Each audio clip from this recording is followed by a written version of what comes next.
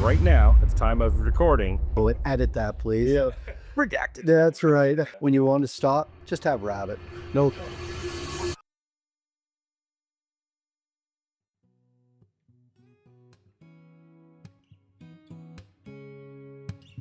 Hi, I'm Tim Somerville. I'm Michael Dempsey, and this is Off the Market with Team Somerville. How you doing? I'm doing good. How about you? Well, listen, you know what? The snow is melting. Oh, thank goodness.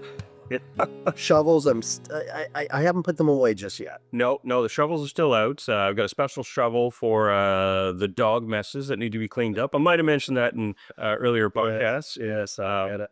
Yes, but no. So I thought we'd kick off just a quick 30-second snapshot of where's the market in St. John right now. Sounds good. So again, majority of our clientele are going to be looking at residential homes. So I always like to focus on that area. So the average sale price right now is still hovering around the $320,000 for a single detached home. You know, I've seen some though that are hovering a little bit less than 300 as well. Have you seen that too? I have. Okay, that's good. So again, affordability, there are some out there. Go on. So when it comes down to the selling price, so right now, at the time of recording, the average listing is selling for 109% of their asking price. And you know what that's cost from? Inflation. No, sure. How about the inventory? It's coming down from inventory. We don't have as much. Well, we certainly don't have as much as we'd like. And I might have mentioned to you last week, I was talking to some colleagues across the nation, and we always do like a quick little Zoom call. And I looked into our inventory. Okay. And for the longest time, you and I have said, oh, inventory's low, inventory's low, inventory's low. So I looked at the 10-year cyclical cycle. Yeah. And did you know for the last 5 years, we personally in St. John have been hovering at 2 months of inventory. Okay. What does that mean? That means if we take everything that's on the market and we sell them at the same rate we're selling them now, we'll have nothing in 2 months. Okay. But we've been like that for 5 years. So I think that every realtor and every other professional associated with the realtor has been working very hard to get the homes listed. We're selling them just as quick as they're putting them up on the markets. Again, great time to sell, great time to buy. We're not at that balanced market yet, but I think we'll get there. But that's a great number. That's to know that the inventory is approximately covering it 60 days. Yeah. My goodness.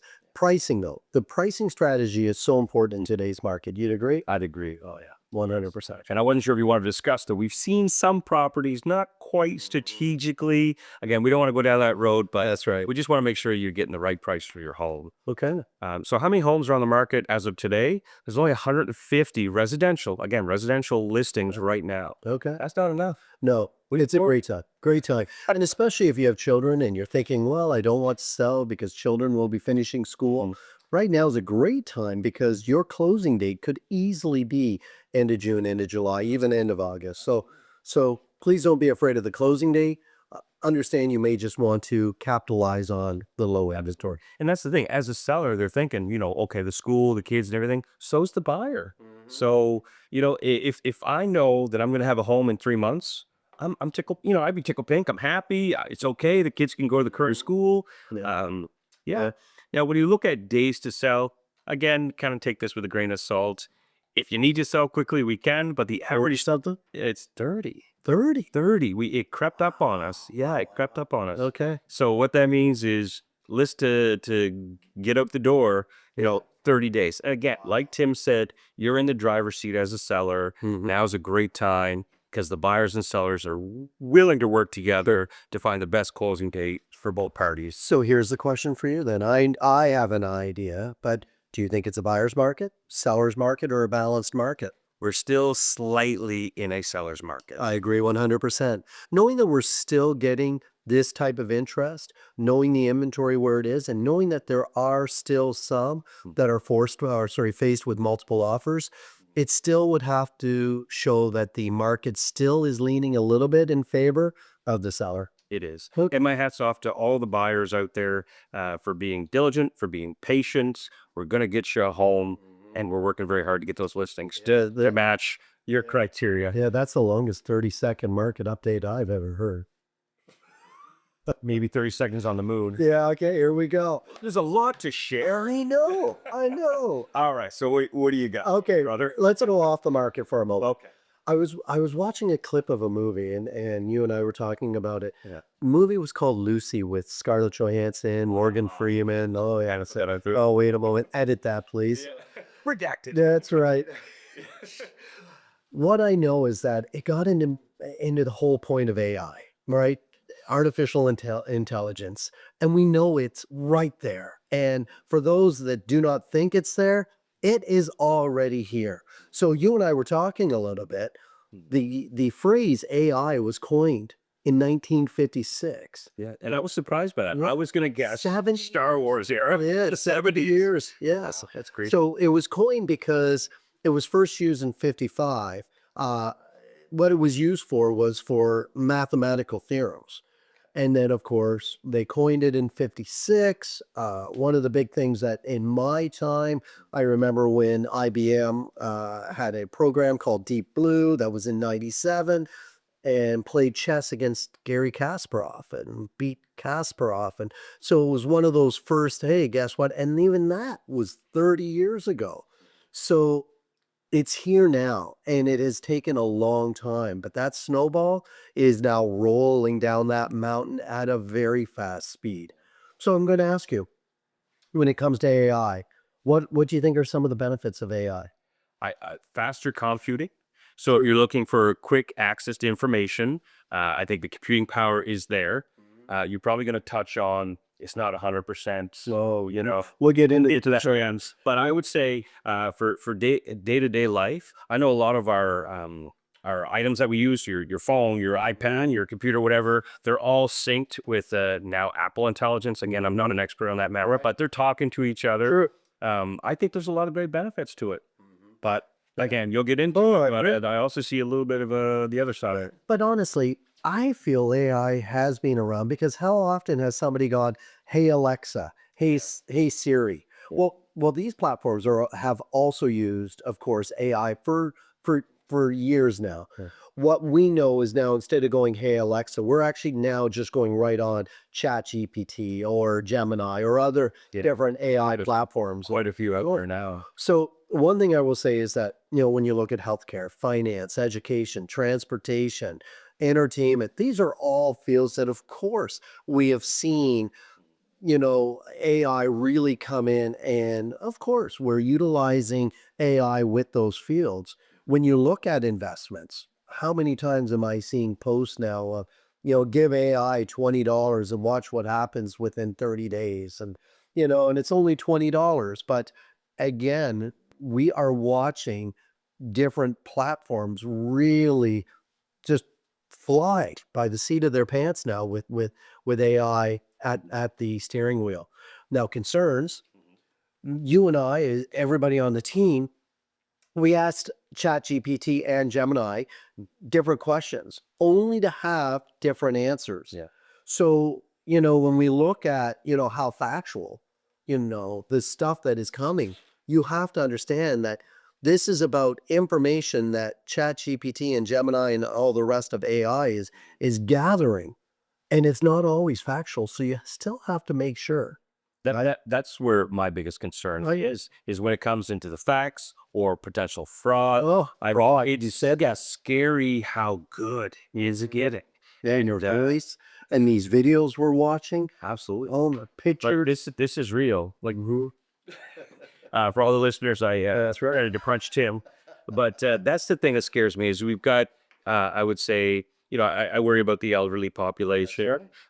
Things look real, like really real. Maybe that's not good English, but it's so real. Really, really real. You got people calling from Power or whatever, and being in the public eye that we are, our email and our cell phones, of course, numbers are out there. So you can only imagine the amount of spam calls we get or the fraudulent things. Look at privacy. We've talked, many of us have talked about the fact that I could mention right now that I'm looking at buying a blue vehicle, and then my phone for the next 3 days to a week will just start sending me blue vehicles. So privacy, I think, is extremely, important to take into consideration. Control. just how AI can control paths that things now are going to go down just based on the information that it provides. And of course, right, leading, sheeps to, to the slaughter, right? Job displacement. This is something that's really important in many different areas. Even in our field, we talk about, oh, I bought a house without using a realtor on ChatGPT, and they gave us the answers, and it gave us the price, and it brought us the buyers, and did up the purchase and sale agreement. The great thing about real estate is it is real. It is in the name, real estate. You need a realtor. You need to make sure that that realtor is licensed. You have to make sure that the information they are providing is solid information that you, the client, is okay with. And the purchase and sale agreement, I could not imagine, looking at this and saying, okay, if I'm not a realtor, sure, sign here, sign here. You will need that. And so at the end of the day, although AI has come in and has helped us with staging and with different factors in real estate, you still need a realtor. And again, we talk about accountability, especially with us, but with AI as well. And I just worry at the end of the day, this is a path that, yes, we will be going down. I think that AI definitely has its advantages. I'm just hoping that is always, and I won't say controlled, but monitored to make sure that it does not pass that slippery slope. And if you ask me, in some fields, it really has. Yeah. Don't know your thoughts, but But anyway, I completely agree. I think of it as an amazing tool that can speed up a lot of processes and things like that. But just like any other tool, you take a nail gun in the wrong hands, no, can be problematic. that's right. And I think with, again, any tool, you still need that human overlooking, the Right. human correction. Yeah. Yes. In real estate, we talk about transactional sales and emotional sales. Too many times with AI, everything is now just transactional. I find that we still need that emotional side to it. And I don't mean that, oh my goodness, I love that home. That is important. But the emotional side of knowing that there's actually somebody with feelings that can express their true concerns or, of course, what they believe is, advantageous to you purchasing or selling instead of just finding it online. Right. So that's what I'd say on AI. That's my off the market. Yeah. How about you? What do you have for me? Well, I'm going to steer you back towards the real estate Okay, let's market. do it. And something that is certainly soared in popularity over the last couple of years is garden homes. Okay. So I just want to take a couple minutes and let's talk about garden homes. Why would you want to buy one? What are the pros? What are the cons, if any? Yes. That kind of thing. So we've seen quite a bit of garden homes being built, being sold. So in your opinion, what are the key benefits of looking into buying a garden home? No worries. Garden homes, many cities, provinces, areas actually do not know what a garden home is. They're more or less considered semi-detached or duplexes. But a garden home is a bungalow, one story, sometimes with a basement. So you do have the two levels, but again, no stairs. When you come in, many of them have a garage. The square footage is decent. What I know is that when you are downsizing, these are fantastic. Many of them have maintenance fee plans, so they don't have to worry about shoveling or doing lawn. Some of them do not. But at the end of the day, they're beautiful. They're usually in great communities. The one great thing I would say about garden homes is it still gives another option before an apartment or condo. And not everybody will love condo living or apartment living. They almost feel like they have no control, of course, of the dogs upstairs yapping, the person next door playing the music, right? That person that's really heavy on the feet. So garden homes, the great thing about most of them is if they're side by side, you're sharing one wall. If there's one on both sides, you're sharing, yes, two walls, but again, you still have that privacy, that front and back, usually a nice little deck, and it's the maintenance factor. So Absolutely. the great thing about it is, yes, there is a need. But what about price? Price, they become way more, I I would say, cost efficient than I personally thought, Okay. because we've sold a lot of, higher end garden homes and things like that, in the 400 and the 500. But in today's market, you can get a brand new build garden home for probably around 300,000. Well, Again, it's a smaller garden home, right. 2 bedroom. I was going to touch base on, you said about sharing that wall. A lot of builders have even come away from having the garage. Well, sorry, they put the garages side by side. So now you've got 2 garages that separate you from, again, you still have your built to code, fire rated walls, stuff like that. But you have that little bit of extra clearance where Yep. you're away from the neighbor. Well, but you said earlier before we started filming that you and I don't really battle enough lately. So I'm gonna battle you on that price. Okay. The garden homes that I see, because of where they're being built, they can be as expensive as a home. Yes. The big thing about it is you have to remember you're not comparing apples to apples. This is not a bungalow. This is not a two-story. This is a style of living. And when you change your style of living, sometimes price can reflect that. That's true. I do agree with you that yes, there are areas that will have affordable garden homes, but they're probably not having the garage. They may be on a slab, could be the square footage. But for many people, they say they're downsizing, but do they really downsize? No. No. No.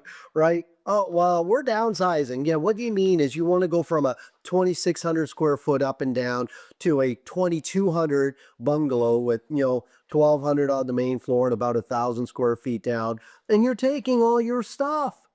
Get rid of it. I know. It's so true.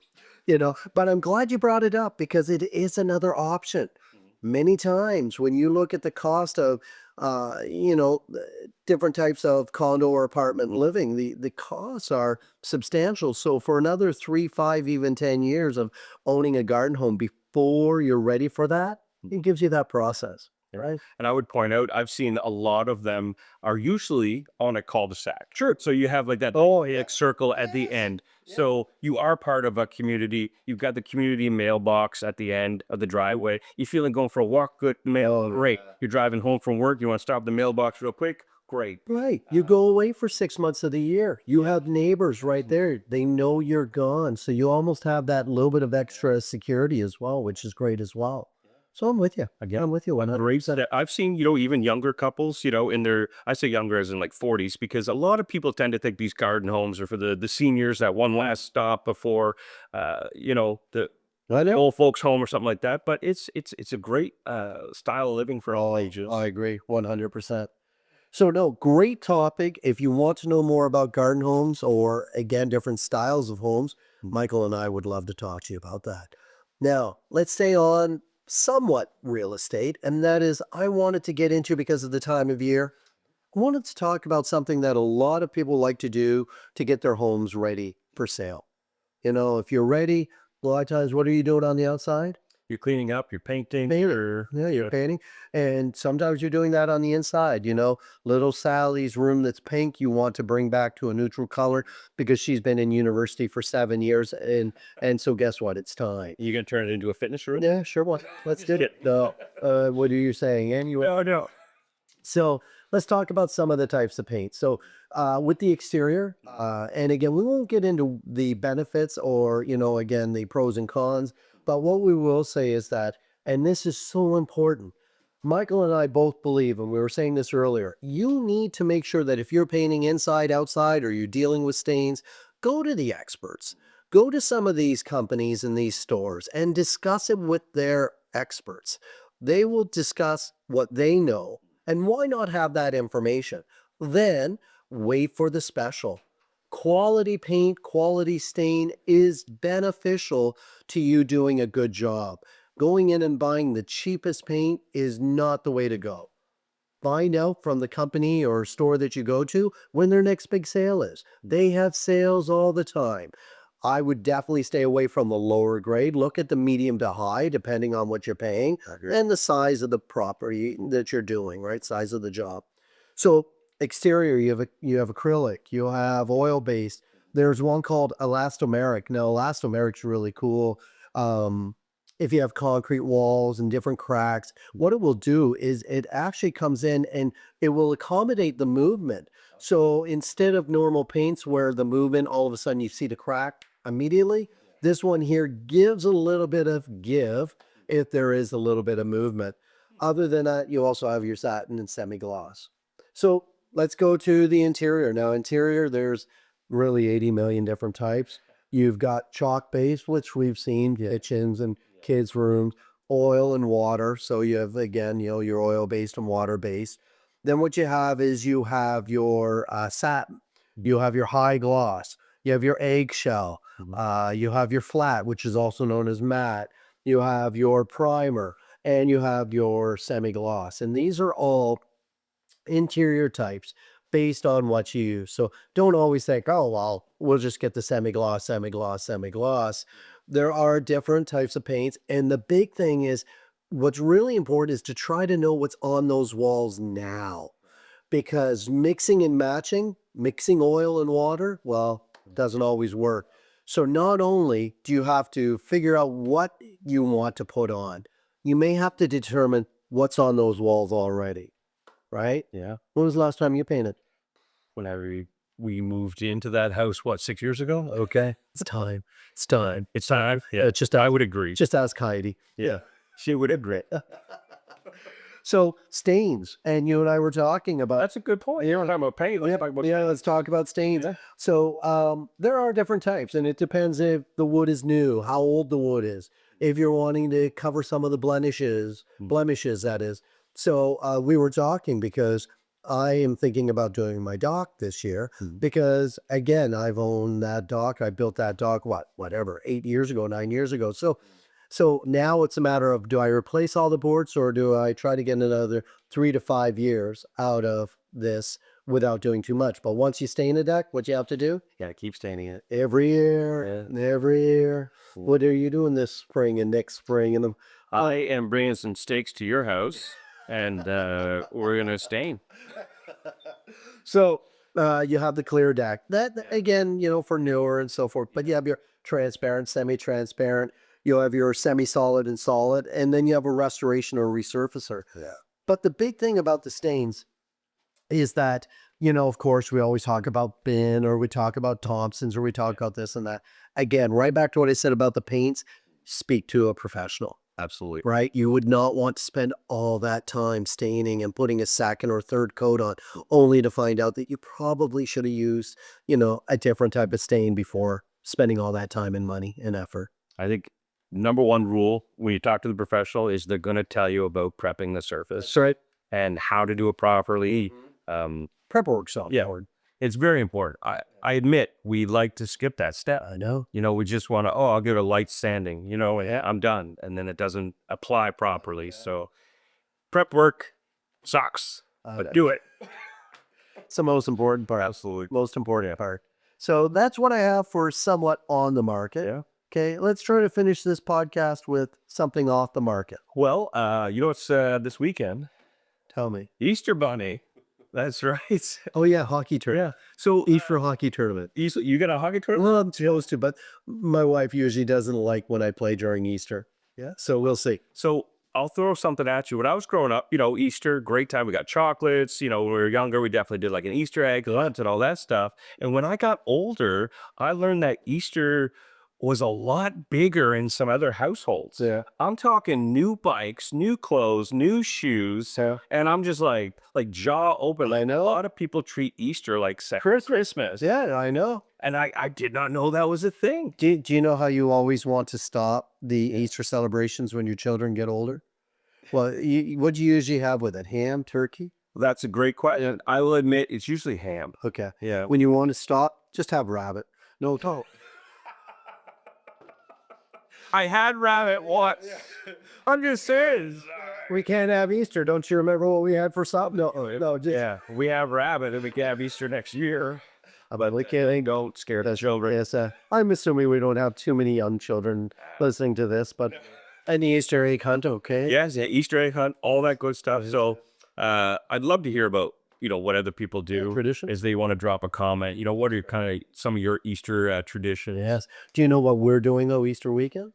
What are we doing? Client care? Oh, yes, sorry. I thought you were talking about you and the missus. No, me and the missus. Hopefully me, I'm playing hockey. Yeah, Royal LePage Atlantic. We are having our annual planned events. Yeah. So this Saturday, we're going to be at the Bolorama West Side. Join us between 1:30 to 3:30. We're going to have some bowling. We're going to have some pizza, some juice boxes for the kiddos, that kind of thing. That's right. We'd love to see you out there. Yeah. Again, you don't have to be a client of Royal LePage. We'd love to see you come out, hang out with us. That's right. Talk real estate if you want to. Talk about whatever. Now, last time we went last year, I don't know if you know this or not, but there were 4 of us or something. And guess who had the high? I did. I did. Sure, yeah. Yes. Now, I will tell you that the bumpers may have been up, but you know, that's Tomato. nobody's going to validate that or verify that. We weren't going for a Guinness World Record. That's right. And I still got stabbed. It was just kidding. Yeah, it was a great event. Oh, I tell you what. We can certainly accommodate you. Yeah. I think you might have to register for it. We'll get that sorted in out on our socials. That's right. And make sure you can get registered. We'd love to see you there. Oh, 100%. Again, happy Easter to everybody. Yeah, celebrate if you don't, whatever. We just love to have a great weekend. Yeah, and if you can't make that event, then the staining of Tim's dock, Yes. will be coming up, and we'll need some Yeah. Just kidding. So we gotta do it, fairly quick because we want to get the docks in. We want you to enjoy the water as much as possible. Tim's a big believer. We try to get him in early. We try to take him out late. Yes. Because there's something about being on your boat at night. You're wrapped in a blanket. I know that sounds, but I mean with my not together. I mean we could, but anyway. Yeah, there we go. Not that there's anything wrong with that. No, absolutely not. But no, we certainly love to take Yes. So get out on your vessel and have a great time. And It's a pontoon, not a vessel. Okay. wow, There we go. listen, I'm just glad you invited me. I got to be careful you don't, uninvite me. No, listen, always fun. Yeah. So what we would say here at Team Somerville, spring is here. We know that children will be finishing school shortly. We would love to hear from you if you're thinking about buying or selling. We would love to know if there's anything that we can provide you, just some information. Just like I said, with the paints and stains, we consider ourselves professionals. We're here to help you. We're hoping that if we do help you, we can assist you as well. So please reach out to Team Somerville with your real estate needs. And other than that, let's wrap this one up. Yes. Well, thank you for joining us, listening. Again, I'm Michael Dempsey. I'm Tim Somerville, and you're watching Off the Market with Team Somerville.